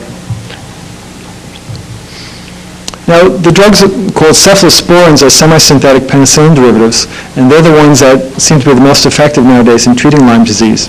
Cephalosporin drugs come in 3 different generations. The first generation drugs, known as, for example, C-Chlor and Keflex, have been shown to be not effective in Lyme disease. The more advanced drugs, the second generation drugs, one called Ceftin, which is cefuroxime-maxetil, is a second generation drug and has been shown to be about as effective as amoxicillin, maybe a little bit more so because some people who did not do well on amoxicillin switched over to this and did indeed do well again. Problem with Ceftin is that it's extremely expensive. We routinely use 4 tablets a day, and each tablet retails for about $5. So we're talking about $20 a day worth of pills. It's also very difficult on the stomach, very hard to tolerate, and even though children can take it, it's safe for use in children. It doesn't come as a liquid form. It's very terrible tasting. So it's got very limited use. It is effective, though, and in fact, I was the one person in the country who got the ball rolling on Ceftin when it first came out, actually before it was introduced, and we did the studies and found indeed it was an effective drug. Since that came out, another drug has come out called Suprax, which is Cefixime. What's listed on the screen is a single dose causing what blood levels. With Ceftin, again, the dose is based on how the patient responds and on their body weight. Now, generally, it's 1,000 milligrams twice a day. And this shows 1,000 milligrams is a single dose and what it would do for the bloodstream. But that's 24-hour, that's a single dose. That's a single, that's not over 24 hours. That's correct. That's just one single dose. The same for the, For all of them, that's listed. Uh-huh. I have a question again about the Ceftin. What would your recommended dose? The dose I found to be effective is 1,000 milligrams twice a day. For what kind of body weight? Above about 150, 160 pounds. The studies that are being done nowadays with Ceftin is 500 milligrams twice a day, and the reason for that is based on the fact that the FDA approval for Ceftin is only for 500 milligrams twice a day when used in other infections. Again, Lyme is not like other infections. It's much more difficult to eradicate than the bronchitis and ear infections that Ceftin was approved for. One thing I have to make, one point very important, is that none of the antibiotics ever used in Lyme disease has any FDA approval for use in Lyme disease. That includes tetracyclines, penicillin, Rosefin, any of them. None of them have FDA approval. So if you say, well, this drug can't be used in Lyme, the FDA doesn't approve it, well, none of them have that kind of approval. But if you're going to do a study that's backed by the FDA, you have to use the dosages that the FDA has approved for use in other infections. In the case of Ceftin, they've not approved more than 500 milligrams twice a day for use in bronchitis and ear infections, so the manufacturer is forced to use no higher dose than that. When I did my original studies with Ceftin, I was not happy with the 2 a day, the 500 milligrams twice a day. It did not seem to work so well. When we looked through the literature and found how much milligram you need to get a reasonable blood level, it made sense. You needed 1,000 milligrams per dose. When I raised my dosages up to 1,000 milligrams, then I started to see good responses from the drug. But again, you're talking about $20 a day and a lot of upset stomachs and diarrhea and so forth. So again, it's a useful drug, but has its drawbacks. The next one on the list is Suprax, which is Cefixime. It's also a tablet. It's also an advanced cephalosporin. This is a third-generation drug. And it's similar to Ceftin in how well it works. In fact, it's a little bit better. In fact, it's probably the best of the tablets that are listed there when used as a single agent. But again, each pill is probably $6. We start with 2 a day. And again, if it's a large person, or someone like a young person with rapid metabolism, we may have to go to 3 or even 4 a day. So it's a very expensive drug, and because it's expensive and powerful and high dose, again, you see a lot of upset stomachs, and you can see diarrhea with it. So it has its limitations. But I must say that all these cephalosporin drugs are useful because most patients who can't take penicillin can take these. Only about 5% of people with penicillin allergy would be allergic to these. So these drugs are useful not only when penicillin fails, but also if you're allergic to penicillin. The last 2 on the list are intravenous medications. Rosefin and Claflin are the 2 ones that are used intravenously. They're comparable in how well they work. There's some subtleties about which one is better for different types of patients. Claflin seems to be easier on the intestinal tract and seems to work a little bit better because you can get a higher dose. It's not as toxic to the gallbladder as Rosefin is. But Rosefin has the advantage of being just once a day, and some people feel it may be better in the spinal fluid than Claflin is. Basically, the choice between the 2 is based on a lot of subtleties that the doctor and the patient have to work out in terms of how good their stomach will tolerate it, if they're willing to take a dosage once a day like the Rosefin is used, or the Claflin is twice a day or sometimes 3 times a day. So some subtleties between the 2. But of all the medicines that are used nowadays, these are the third-generation drugs that do work the best. But they're expensive. Each daily dose costs about $100 a day at a wholesale level, When these drugs are given home with a home IV nurse, the nurse charges the insurance company between $400 and $600 a day to give these medications. So it's a real expensive illness to treat when you get into these IVs. And there's some people who only get well on intravenous treatments, and therefore they're stuck on an IV for sometimes months. It runs into a big deal of money. And every time I get the insurance companies calling me up saying, the drug is too expensive, we're not going to do it, I turn around and say, if you're worried about the cost, why don't you put some of your profits into Lyme disease research, and maybe we'll cure this thing once and for all, and you can stop paying our bills. Yeah, see? There's some drugs that are not listed there that are receiving more attention nowadays. There's one called roxithromycin, which is like erythromycin and azithromycin. It's a European derivative of these drugs that in some studies have shown to be not as good as these, and other studies have shown to be better. Some patients have black marketed this in and are using it, and again, they're getting some benefit from it, but it's not a dramatic, wonderful new age end-all drug. Another one that's being used more is a drug called vancomycin, which has never been formally studied in the use of Lyme disease, for its use in Lyme disease, but nevertheless, in some very carefully controlled studies, it's shown to be very effective, and probably more so than any of the other ones on the list. And finally, the sulfur drugs are getting renewed interest. Again, the corollary with syphilis is that some people respond well to sulfur drugs. We find that sulfur drugs have to be used in high dose, but when they are used in high dose, some people have dramatic improvements and others are not affected by it at all. So it's again one of the mysteries of Lyme disease. Yeah. I have to take exception to the idea that we characterize things like roxithromycin or azithromycin as black market drugs. There are a lot of patients with Lyme disease that are terminally ill. We are completely within our rights with the guidelines to report drugs for personal use, no matter what drugs they are that we determine. There are probably 1,000 people in the United States using roxithromycin now that are being helped by the Lyme Virus Club and also AIDS groups to import this drug. I don't think it's fair to Lyme community to say that we are black marketing again. We're completely within our rights. And if anyone has any interest in those drugs, they can contact me and talk to me about helping to bring those things into the Well, let me comment on what you said. I don't mean to give these drugs a bad name or black market. I know it's a bad term to use. These drugs are not FDA approved and can't be prescribed by a regular physician.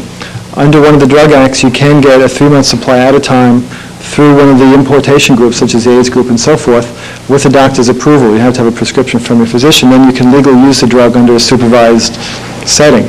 But, this is a country where everybody loves to have malpractice suits. And if a person, God forbid, has an adverse effect and run a so-called experimental unapproved drug, guaranteed that doctor is going to lose his license. So it'd be very hard-pressed to find a physician who's willing to prescribe these drugs, not because they don't think they work, not because they're trying to give the drug a bad name or the importation group's a bad name, but, it's one of these stupid things that you have to deal with. You have a drug that's probably more effective than most that are available, reasonably inexpensive compared to the IV drugs, and they have helped a lot of patients. They are available through a government backdoor policy, and that's great. But again, you have to face the bureaucracy one way or another, and I don't know how to handle that. I personally don't know what to do about that. I just want to clarify that the FDA and the NIH's guidelines for personal importation of drugs, you're not required to have a physician's prescription when the drugs are brought into the country. You can authorize a third party to do that. All you need is to provide authorization that you are importing for personal use. The FDA requests that you name your physician. Your physician's name does not go on some sort of FDA hit list or blacklist. It's really important that you look at all of your options. If you fail most of this convenience therapy like all of us have, you really don't have a lot of other options that the FDA is doing. So that's definitely something to consider. And there is a Lyme Virus Club, which is supplied with roxithromycin, which is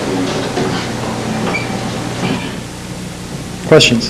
What are the repercussions of long-term treatment as far as tissue and organ damage and resistance to the future drugs and effects of antibiotics and other illnesses? Some patients with Lyme disease don't respond well to a few weeks of antibiotics or even a few months of antibiotics. In fact, some patients only are well when they're on antibiotics and always feel worse when they're off. And some of these patients are stuck taking antibiotics sometimes for months and sometimes for years. And I can show you some data on that in a moment. So the question is, what are you doing to these people? Well, you have to understand that an antibiotic is not such a wicked, horrible thing. First of all, antibiotics are plant killers. Bacteria belong to the plant kingdom, and they have unique properties within their metabolism that antibiotics are designed to go after. And because of that, they don't usually have that kind of effect at all on human beings. So they're not directly toxic to human beings. The kind of problems you see in antibiotic usage is that, for example, organisms or germs that are normal in the body that are not killed by antibiotics can overgrow. Classic example is a yeast infection from using a penicillin drug. So those are the kind of things you can see. We've studied our patients very carefully, especially those who take strong medicines for long periods of time. We've not seen any instances of any permanent damage to any organ system of the body whatsoever at all. Now, the question, will that person no longer be able to use this antibiotic in the future should they get an infection? Well, the person doesn't change. I mean, antibiotics are used for defending outside invaders of organisms. So if their germ comes to you from some other person or some other locale that gets into your system and causes, for example, bronchitis or pneumonia in the future, well, that germ has not been under the influence of your medication before because you never had that germ before, and a new course of that same antibiotic will work against that germ. Now, that's not just theory, that's actual practice. That does really work. A more global question, if you want to call it that, is what if in a place like Eastern Long Island where 20% of the people are on antibiotics for long periods of time for Lyme disease, well, there's a possibility that the germs in that community might change over a period of time. But again, that's theoretical, and it's never been proven. And the worry about antibiotic resistance developing, interestingly, was put to rest once because they unearthed a mammoth, I think, or some ancient animal from the Arctic where they unearthed it from a frozen ice cube, and they were getting living germs that were still preserved inside the animal. They found even those germs from tens of thousands of years ago did have antibiotic resistance already. So apparently antibiotic resistance is a phenomenon of the germ and not of what we're doing in terms of antibiotic treatment. So again, you have Lyme patients who are told by their physician, I'm afraid to keep on medicine for months and months. It's going to do you some harm. Let me give you some cortisone instead. I mean, the alternatives to antibiotics are sometimes far worse than antibiotics. Similar drugs like the non-steroidal anti-inflammatory drugs, such as the Motrins and so forth, have been shown to have a 26% chance of causing a bleeding ulcer. I mean, if an antibiotic had a 2% chance of an ulcer, it would be news. So sometimes you think, well, what's worse? Having Lyme disease forever, having maybe a major complication, having trouble from a non-antibiotic type of medication, or taking an antibiotic, especially if it's making you feel better.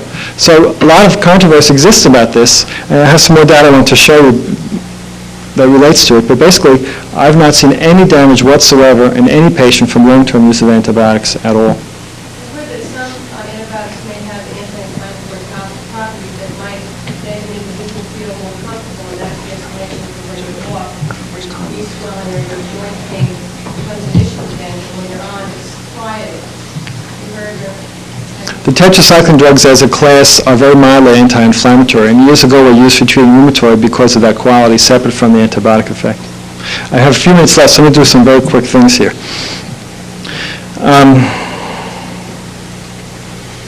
Let me just touch on duration of treatment, because that's very important and very controversial, and it's something you have to understand. Let me move ahead a couple of slides. All right. If you look at the scientific literature on treating Lyme disease, you'll see report after report after report of treating Lyme with penicillin or rocephin, something for several weeks, and having the patients get successfully treated. But they base their decision of success or not on whether the major symptoms of Lyme disease are eliminated, such as the joint pain or the Bell's palsy or the heart block. These are the so-called major manifestations of Lyme disease that in the great majority of patients goes away even without antibiotic treatment. But the authors of all these articles still say that, the major manifestations are gone and we're successful. However, the so-called minor manifestations remain. The so-called post-Lyme syndrome of the aches and pains and the fatigue and the headaches and the confusion. And they call this a new disease. They call it a post-Lyme syndrome. And they say, I don't know what it is. It's some strange effect on the immune system. But we know the Lyme disease is cured, so don't worry about it anymore. Well, we did studies here in Southampton and also in cooperation with the NIH that proved that patients on antibiotics who've received a few weeks of treatment, who then went on to develop the so-called post-Lyme syndrome, were still infected with the germ. We proved this by culturing it from blood, from knee fluid, spinal fluid. We proved it from getting out of the urine with this gold stain test and some others.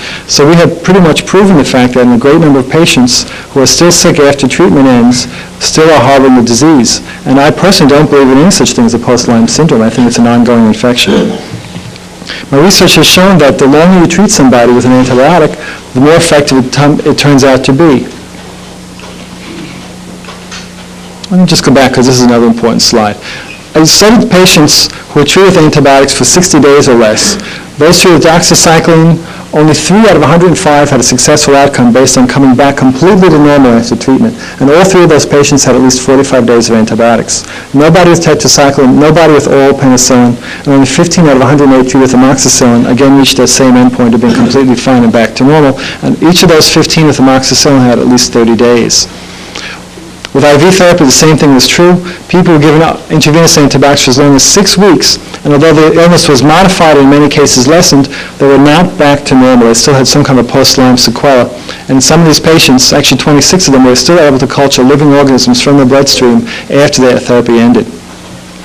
When we increased the duration of treatment, this is amoxicillin and probenecid, the success rate also increased. The top column is number of months, and the bottom is percent success. With 1 month of treatment, 12.5% of my patients were successful, and as we went out, the success plateaued at about 5 to 6 months, where about 2/3 of patients with amoxicillin got over the illness and got completely back to normal. Can I ask how, in your opinion, this is a subjective thing again, how long do you think these people had been infected? Were these people who had it for years of it probably? This is a mixture of a number of different patients who've had late-stage Lyme disease. I can't tell you by number of days or weeks or years, but they're beyond the stage of the rash. They're coming with all the chronic symptoms.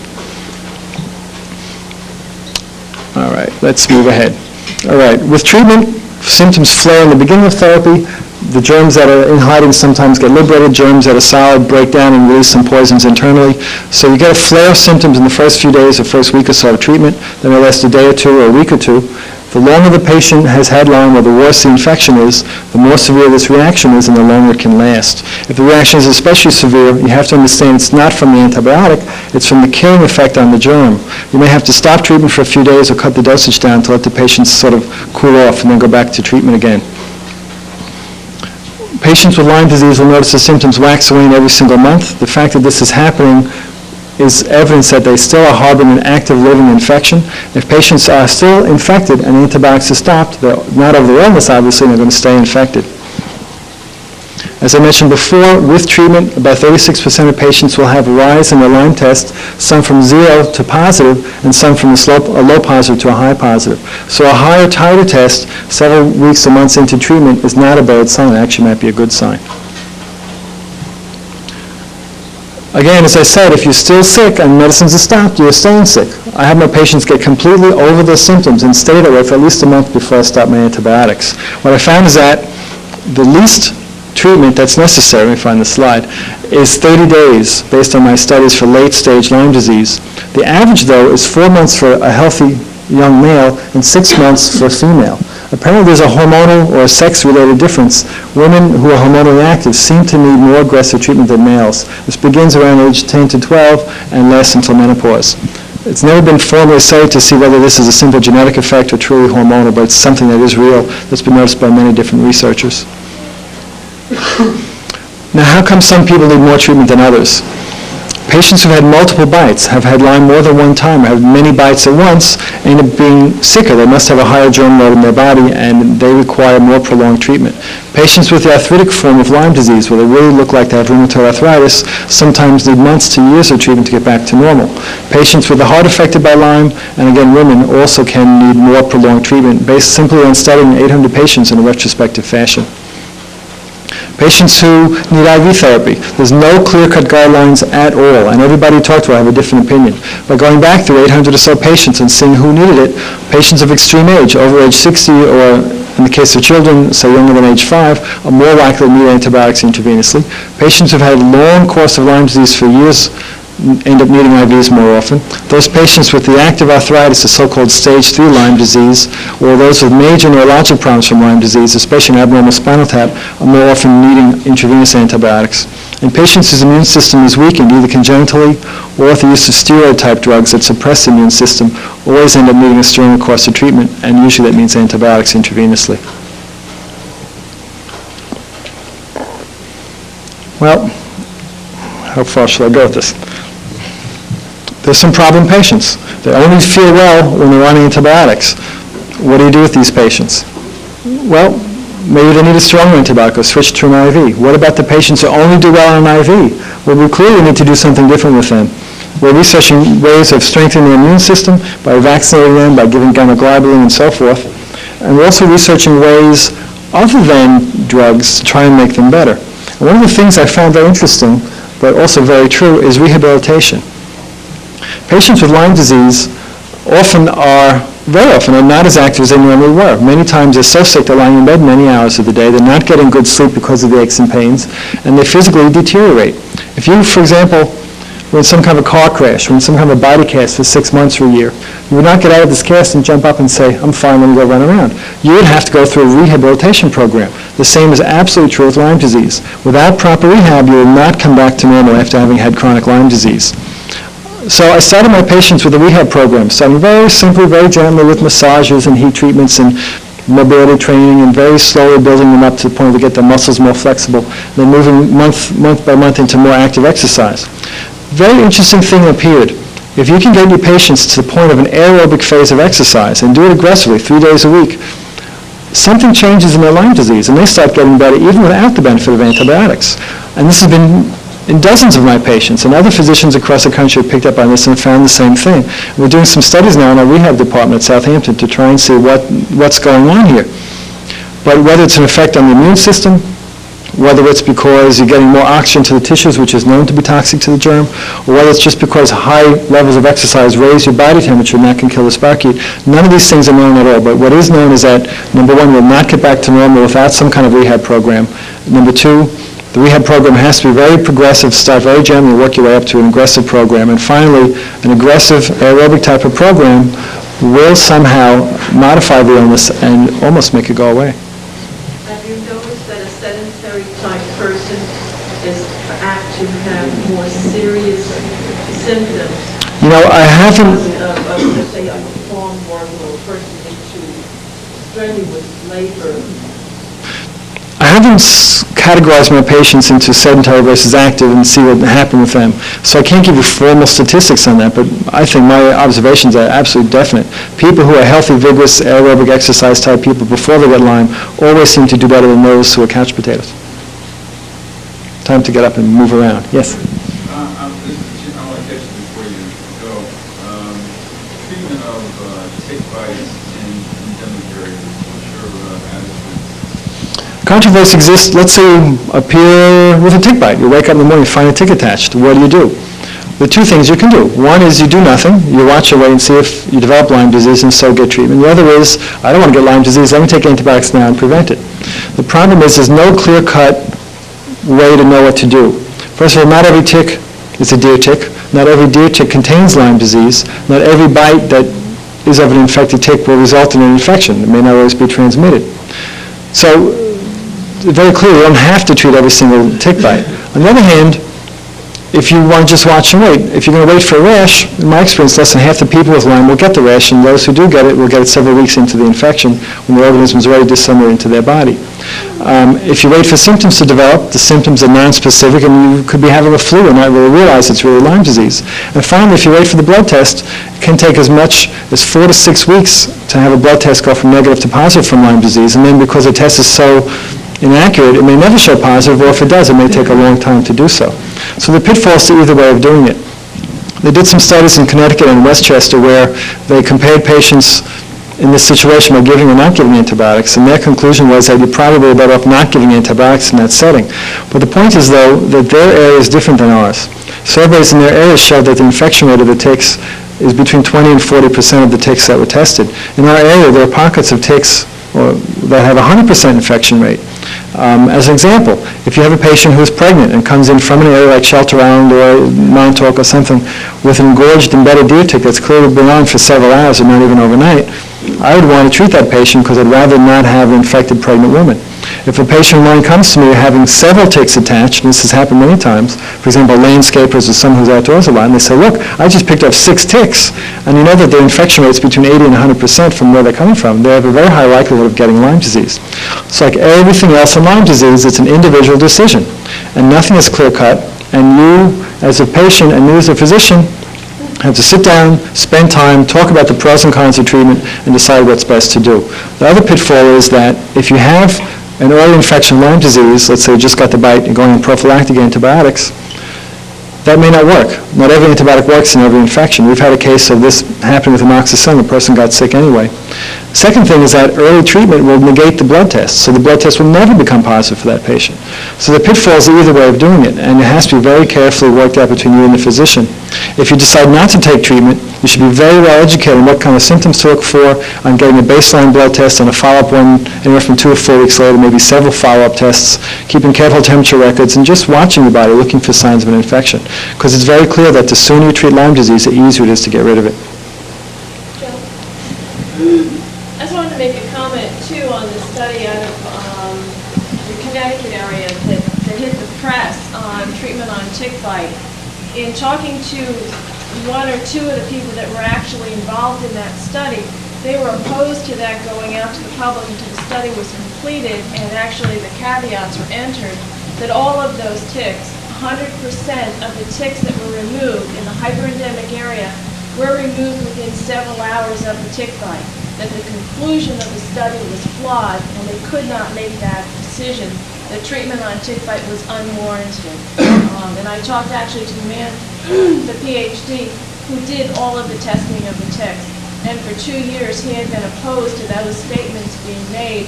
And if it were published in a peer-reviewed journal before it went to the media, those caveats would have been included, but apparently the decision was to go to the mass media with their conclusion without the researcher being involved in the press release. So that was not a conclusion that they could even have made in Connecticut. One other major flaw in that study is, they haven't followed these patients for several years to see if they go on to develop some late-stage complication.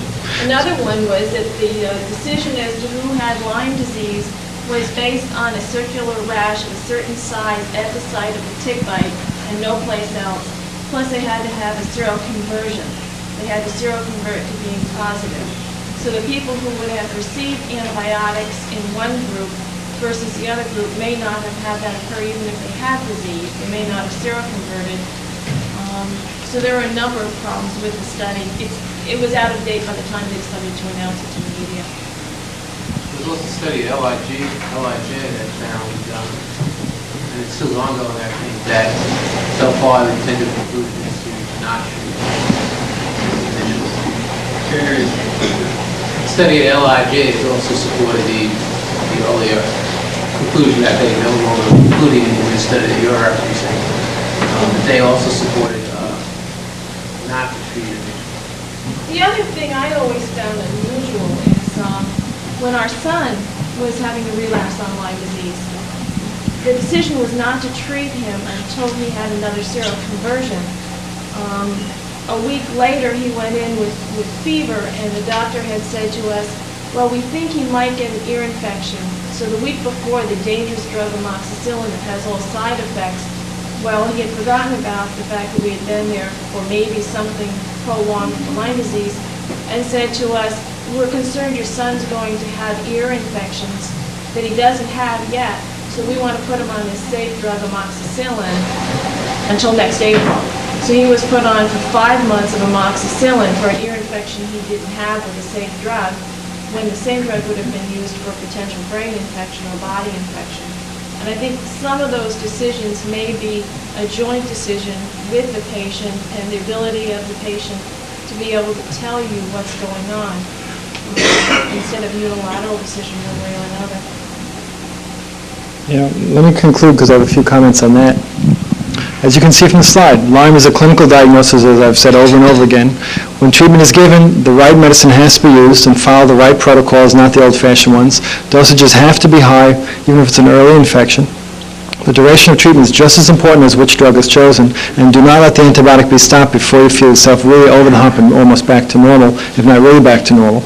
Because you can't follow Lyme disease with any type of specific test, how you're feeling and what's going on in your body is the most important and only indicator for ongoing treatment, not some vague testing. So if you know you're sick, insist on ongoing treatment. Expect unusual things. There's not a week that goes by that I don't see another strange thing with Lyme disease, and I've been doing this for years. And I've seen at least 1,000, not 1,200 patients right now with Lyme disease. So recommendations to physicians, treat it early. The earlier you treat Lyme disease, the better the outcome. Patients have to be educated. Everything you tell them is important. They should be knowing just as much about Lyme disease as a physician, maybe even more since they're the ones who have it. Because as Karen Fortune said, you know, what they think is reasonable for one infection, the same treatment would be unreasonable for Lyme disease. That doesn't make any sense at all. You have to have the patient educated so they can have an informed role in what's going on in their body and what's going to happen with their treatment. Instructions should be written down so there's no confusion. If the physician is reluctant to do a certain type of thing or insists on a certain type of thing, have them put it in writing and get them to sign it as well as you so that you have no quarrel later on about what the intentions were. Patients have to be involved. You have to keep daily diaries. In some cases, temperature records are helpful. Because, again, symptoms are what you follow. There's no test a doctor can do. He's going to say, how do you feel, and what do you feel like doing? And many times, I'll say to a patient, do you think you're ready to stop? It's not the other way around, and that's the kind of interaction you have to have. Vitamins are very important. Studies on borrelia infections in the 50s show that without a B-complex vitamin, the treatment does not work as well. To protect the stomach from all the antibiotics, we always give patients either yogurt or some acidophilus to take to put the normal germs back in the intestinal tract, keep them regular. It's important to get rest. Pushing yourself, drinking 20 cups of coffee, keeping 2 or 3 jobs and running around is a way to never get over Lyme disease. We very clearly showed in our research people who are not able to take proper rest and rest breaks have a much harder time getting over Lyme disease. And those patients who do finally take off some time from work or somehow get some time off always notice an improvement in how they feel. Hopefully permanently, but sometimes it doesn't last. Physical therapy, as I said, is extremely important, and between you, the therapist, and the physician, you have to work out what the best schedule is because you have to get rest, but you can't be a couch potato. So you have to work out what the best time of day is for therapy, what type of therapy is the best, do more when you can do more, do less when you can't do more. And the final statement there is really the most important thing. When you have Lyme disease is a time you have to have the very best relationship between yourself and the physician. It's not the time to have an argument over treatment, not the time to have an argument over diagnosis. You have to have a meeting of the minds and work together. It's difficult enough to be sick, but it's also difficult enough for a physician to treat a vague illness like this that he has no handle on in terms of testing or following or something objective. So you've got to get a good working relationship. And sometimes there's give and take on both ways. You know, the physician might say, I'm kind of reluctant to treat you well, let's stop. If you're not feeling that bad, go off for a week or two and see if, in fact, you're going to stay as well, let your body's defenses work. If you've clearly relapsing, then have an understanding you can go back on treatment. You know, work together. If you have any symptom that's happening and you're sort of embarrassed to tell the doctor, you know, you can't do that. You have to talk. You have to get an open mind. If you're upset the doctor said something, tell him, hey, I'm upset what you said. If the physician's upset about the patient not following directions, he's going to say, hey, if you do what I say, you're not going to be my patient anymore. You got to work together, and you have to have a good relationship. And this is the only way you're going to approach this things with any kind of sense, because as I said, it's still an art, it's not a science. As hard as we work on making it a science, it still isn't at this point. And that's it.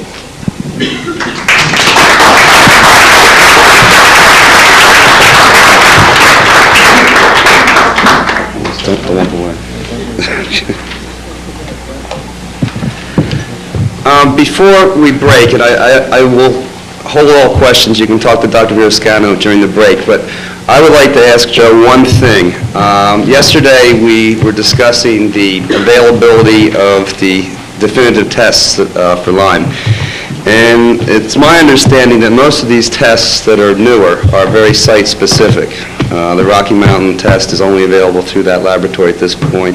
PCR testing is not diagnostic, but can be used as a research tool, but only through certain institutions. Could you verify that or explain? Testing Lyme disease is in its infancy right now. There are research projects going on all the time, all over this country as well as in Europe and Canada as well, to try and find better ways of making the diagnosis and following the patient through treatment. Obviously, not every lab is a commercial lab, and they're not able to legally commercially offer any test until the government approves it. So what about getting one of these more modern advanced tests? Well, the average doctor, unfortunately, doesn't have access to them. Number one, that's a big problem. Number two, what are you going to do about it? Well, aside from the usual things about political support, becoming politically active, getting the balls rolling, getting funding developed, supporting the Lyme Foundation, and so forth, one of the other things you can do is have your physician call the Lyme Foundation to find a physician who's knowledgeable about such things, who may have either better knowledge about what's going on or actual access to these types of studies, maybe get yourself involved.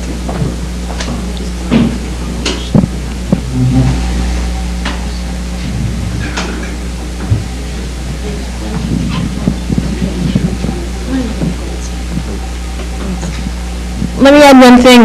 One of the questions that came up yesterday is the gold stain test that Joe had worked on with Rocky Mountain Lab is not available right now. That they have streamlined it from the electron microscope, taking samples and looking at under a microscope and actually taking pictures of the bacteria and the pieces of it as they see it. They've then streamlined it through the winter time and made it so that they can run hundreds of samples on a color enzymatic basis in wells, so they can run many, many samples. And they are now in the process of selling the test. As soon as there is a buyer that will sign a contract with them, they can have it in a lab and up and running in a matter of 2 weeks. That the process is streamlined and it is up and running. The basic background of it has been peer-reviewed internally with NIH, externally, and printed in the June issue of the Journal of Clinical Microbiology. And all of the clinical samples, and I think, I could be overestimating, but I think there were something like between 600 and 800 clinical samples that were sent in of different fluids, animal and human, from the last 6 months to a year have been characterized and is being written up for peer review and publication. And once that's out also, then we have most of everything that's ready for this test to be sold and available to the public and to the physicians. It may be something as quick as the next 2 or 3 months. It may be 6 months to a year. That was a question. Okay.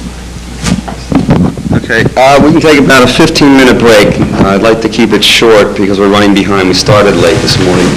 In order to get out of here before nightfall, we should make the break short. It's directly across the hall, and we'll reconvene in about 15 minutes.